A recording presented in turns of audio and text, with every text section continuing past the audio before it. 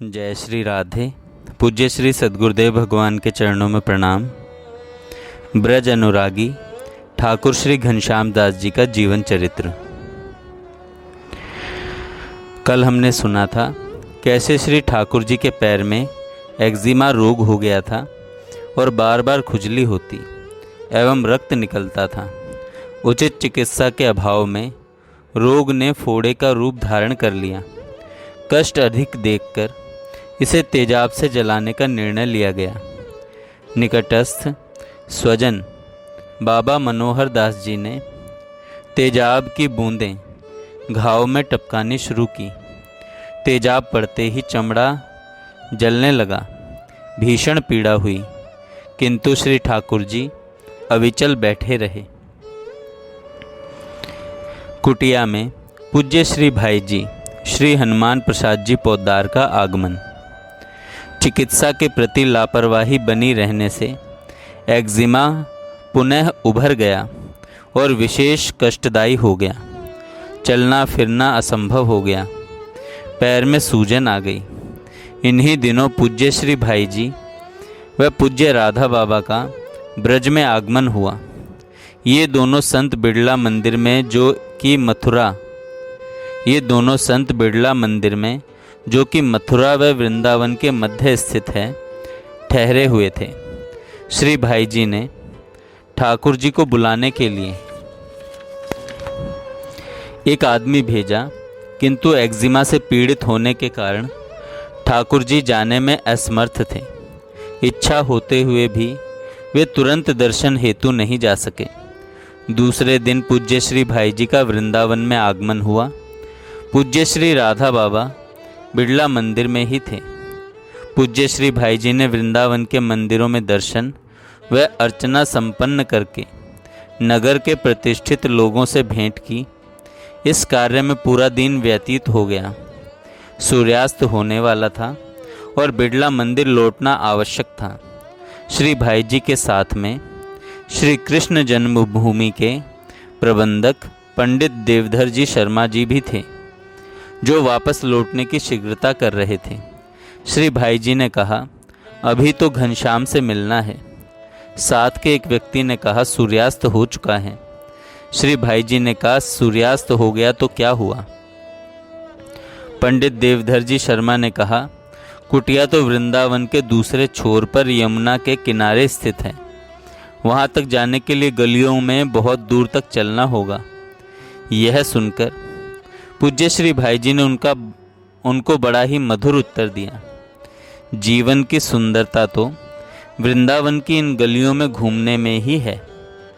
देवधर जी ने फिर कहा, रास्ता संकरी संकरी गलियों से होकर जाता है। अंधेरा बढ़ रहा है, अतः वहाँ अभी जाना उचित नहीं है। श्री भाई जी ने कहा, चिंता की कोई बात नहीं है। यह कहकर वे कुटिया की ओर पैदल ही चल पड़े। श्री भाई जी को अचानक आया देखकर श्री ठाकुर जी के आश्चर्य व आनंद की सीमा न रही। प्रेमातिरेक में उनकी आंखों से आंसू छलक पड़े। उनके पास कोई बिछौना या आसन तो था नहीं जो उनके बैठने के लिए बिछाते। फिर उन्होंने शीघ्रतापूर्वक अपनी ओढ़नी वाली चादर 4 परत बनाकर उनके बैठने के लिए बिछा दी। यह देखकर श्री भाई जी बोले, ठाकुर, तुम यह शिष्टाचार कहाँ से सीख गए? ठाकुर जी कुछ उत्तर न दे पाए, परंतु उनके नेत्रों के आंसुओं ने सब कुछ कह दिया। श्री भाई जी ने चादर उठाकर एक किनारे रख दी और भूमि पर ही बैठ गए। ठाकुर जी की रहनी को देखकर श्री भाई जी का हृदय द्रवीभूत हो गया। जब ठाकुर जी ने उन्हें प्रणाम किया तो अत्यंत प्यार में भरकर लगे उनके पीठ पर हाथ फेरने। ठाकुर जी के पैरों पर हो रहे एक्जिमा को देखकर श्री भाई जी ने कई बातें पूछी और घाव की चिकित्सा हेतु कुछ औषधि भी बताई। वे वहाँ लगभग 1 घंटे रुके। इस बीच उन्होंने कुटिया भी देखी। देखते क्या, वहाँ कुछ था ही नहीं। भीतर जाकर और झांककर चले आए। फिर ठाकुर की चौखट पकड़कर बहुत देर तक श्री यमुना जी का दर्शन करते रहे। दर्शन करते करते उन्होंने कहा, ये पुण्य सलीला यमुना के तट पर स्थित कुटिया का निर्जन एकांत स्थान बड़ा प्यारा लग रहा है। यहाँ की प्राकृतिक रमणीयता कितनी अच्छी लग रही है। मैं भी ऐसे ही गंगा के तट पर नितांत एकांत में रहना चाहता था, परंतु ईश्वरीय विधान कुछ और था। चलते समय उन्होंने ठाकुर जी से कहा, तुम्हारे पैर में कष्ट है, अतः तुम स्वयं मत आना। मैं कल तुम्हारे लिए मोटर भेजूंगा। तुम मोटर कार से बिड़ला धर्मशाला पूज्य बाबा से मिलने आ जाना। देखो गड़बड़ मत करना। अगले दिन श्री ठाकुर जी बिड़ला मंदिर गए। उन दिनों पूज्य बाबा काष्ठमोन में थे। उनके कक्ष के बाहर श्री राम स्नेही दादा सेवा में उपस्थित थे। इनके साथ श्री ठाकुर जी को भी सेवा में वहां बैठने के लिए श्री भाई जी ने संकेत किया। एक दिन पूज्य बाबा के कक्ष के द्वार पर एक संत बाबा से वार्ता करते दिखाई दिए। उनके भूरे लंबे केश कमर तक लहरा रहे थे और गौर कांति में शरीर पर मात्र एक वस्त्र था। पूज्य बाबा के सामने वे प्रणाम की मुद्रा में खड़े थे। श्री ठाकुर जी ने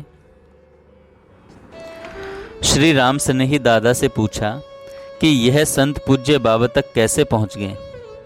श्री राम स्नेही दादा को वहां कोई संत दिखाई नहीं दे रहे थे। वे बोले, कहाँ, यहाँ तो कोई दिखाई नहीं दे रहा है। काष्ठमोन के बाद श्री ठाकुर जी ने उन संत के विषय में पूज्य बाबा से पूछा तो बाबा ने बताया कि संत एक नहीं दो थे। ये दोनों परम सिद्ध अंतरिक्षगामी महात्मा थे जो यहाँ मुझसे मिलने आए थे। तुम्हारा परम सौभाग्य है कि इनमें से एक संत के दर्शन तुम्हें हुए। पूज्य बाबा के इसी प्रवास के दौरान एक संत श्री राधा रानी के आदेश से उनसे मिलने बिड़ला मंदिर आए। उन संत में अत्यधिक दैन्य था। पूज्य बाबा इनके दैन्य को देखकर बहुत ही प्रभावित हुए और अपना मौन तोड़कर उनसे पूछा कि महाराज आप क्या चाहते हैं। उन्होंने कहा कि श्री राधा रानी का आदेश पाकर मैं आपके दर्शनों के लिए आया हूँ। बस आपके दर्शन करने की ही मेरी लालसा थी, जो पूरी हुई। उन्होंने बरसाने के एक गृहस्थ संत श्री मोहिनी श्याम जी का परिचय देते हुए पूज्य बाबा से निवेदन किया कि आप उन संत से अवश्य मिलें। पूज्य बाबा ने काष्ठमोन के कारण स्वयं न जाकर श्री ठाकुर जी एवं श्री कृष्णचंद्र जी अग्रवाल को उन संत से भिक्षा मांगकर लाने के लिए बरसाने भेजा। साथ में श्री मनोहर दास बाबा भी थे। श्री मोहिनी श्याम जी एक छिपे हुए गृहस्थ संत थे। श्री जी के विरह में वे महल की सीढ़ियों पर जाकर रात भर रोते रहते थे। उनका अपने मकान की ऊपरी मंजिल पर एक छोटा सा कमरा था। ये जाति के वैश्य थे। इनका एक भरा भूरा परिवार था।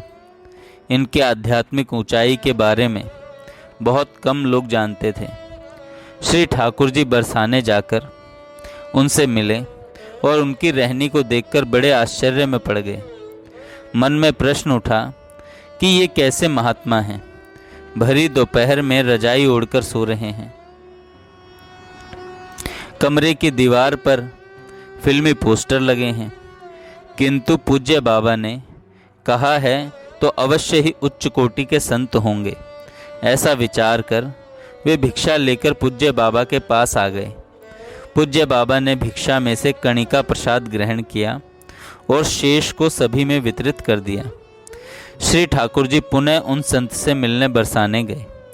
जिज्ञासा करने पर संत श्री मोहिनी श्याम जी ने संत कृपा पात्र एवं ब्रजवासी बालक जानकर उनसे बातचीत की और अपने कक्ष की खिड़की खोलकर श्री मंदिर की ओर संकेत करते हुए बताया, किशोरी जी याही पौरी पे आए के मोए नित्य दर्शन दे जावे हैं।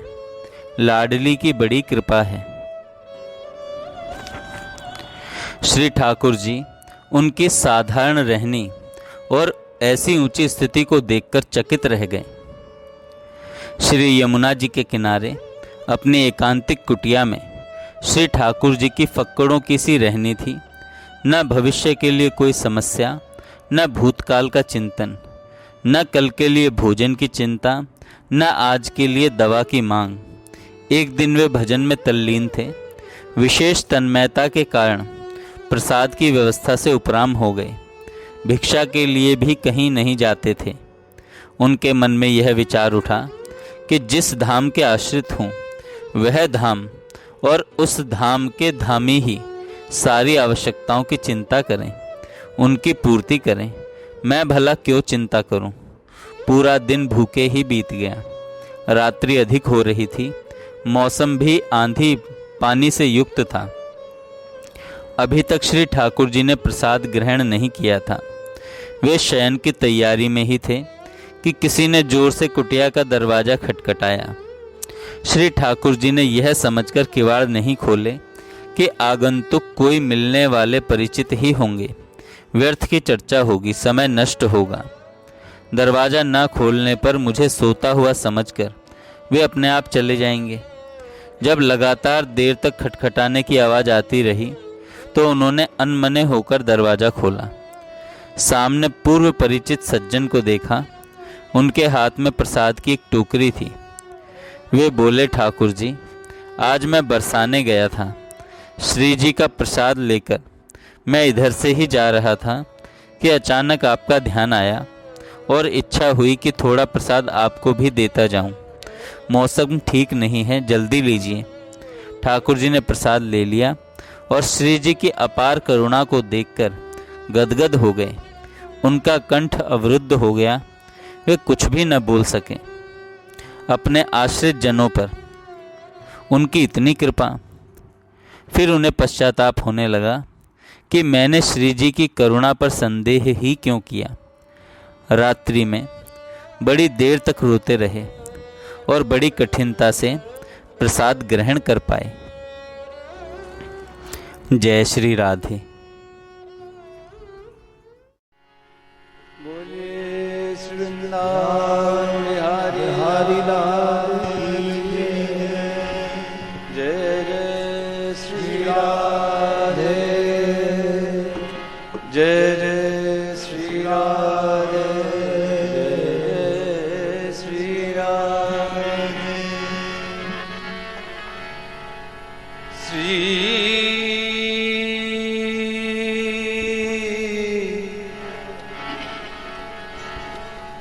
श्री राधा के पद कमल वंदो बारंबार। जिनकी कृपा कटाक्ष ते रीझत नंद कुमार। सब द्वारन को छाड़ के अब गई तिहारो द्वार। अहो भान की लाडली टुक मेरी ओर निहार। श्री राधे मेरी स्वामिनी, मैं राधे की दास। जन्म जन्म मोहे दीजियो श्री वृंदावनवास।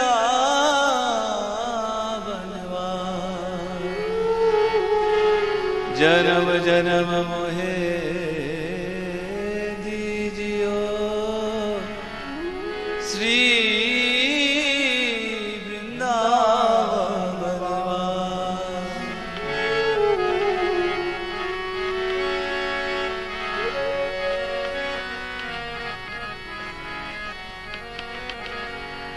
मेरे गिनियो ना जी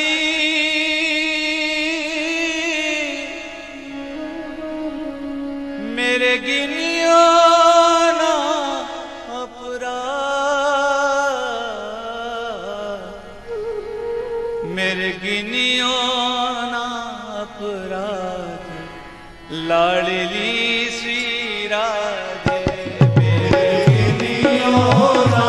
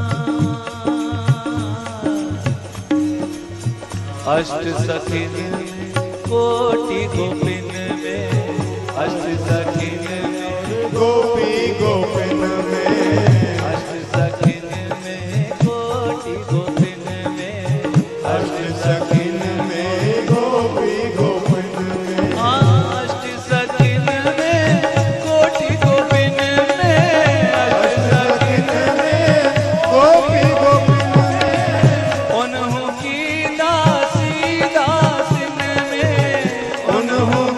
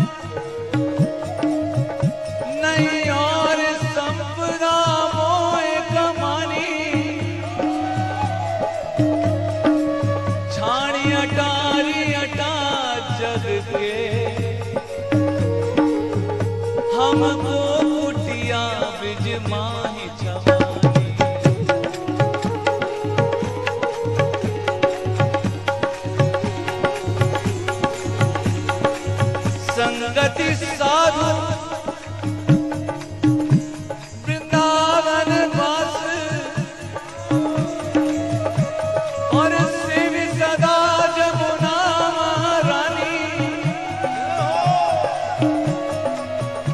अब औरन की परवाह नहीं,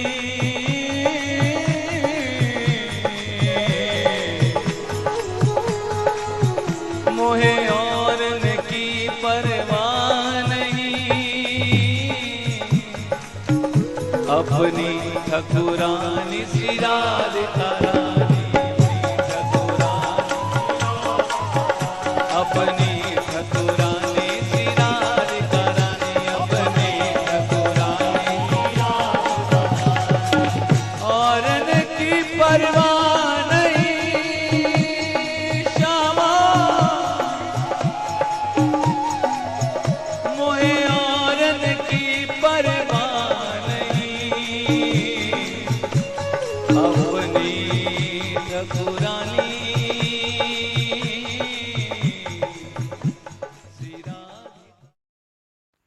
जय श्री राधे। पूज्य श्री सद्गुरुदेव भगवान के चरणों में प्रणाम।